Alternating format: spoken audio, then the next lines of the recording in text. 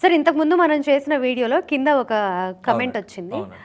So, once breakup అయిపోయాక bye ఫ్రెండ్‌కి, girl ఫ్రెండ్‌కి ఈ ఓకే. అమ్మాయి వేరే అబ్బాయితో రిలేషన్‌షిప్‌లో ఉంది. అవును. ఎక్స్ బాయ్ ఫ్రెండ్ వచ్చేసి అవునండి. ఆ అమ్మాయిని హెరాస్ చేస్తున్నాడు, టార్చర్ చేస్తున్నాడు. నువ్వు ఇంకొక పర్సన్‌తో ఎట్లా నువ్వు రిలేషన్‌షిప్‌లో ఉంటావు అని చెప్పి. అవును. అప్పుడు ఈ అమ్మాయి ఎక్స్ బాయ్ ఫ్రెండ్ మీద ఎటువంటి కేసు వేయొచ్చు?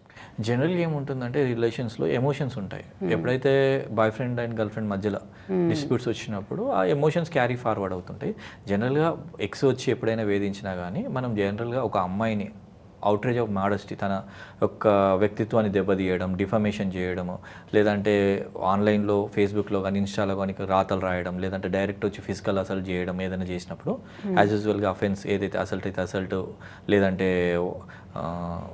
ఔట్రేజ్ ఆఫ్ ద మోడెస్టీ అంటే సెక్షన్ 354 ఏబిసిడి అలా ఉన్నవి. ఒక ఉమెన్‌కి బాడీకి కానీ తన ఇమేజ్‌కి కానీ డిఫమేషన్ ఏమైనా జరిగితే చట్టరీత్యా చర్యలు తీసుకోవచ్చు. దాని మీద మనం కేసు కంపల్సరీ పోలీస్ స్టేషన్‌లో ఫైల్ చేయడం ద్వారా మనం రిలీఫ్ పొందవచ్చు. ఓకే. ఒకవేళ 2 సందర్భాలు ఉంటాయి.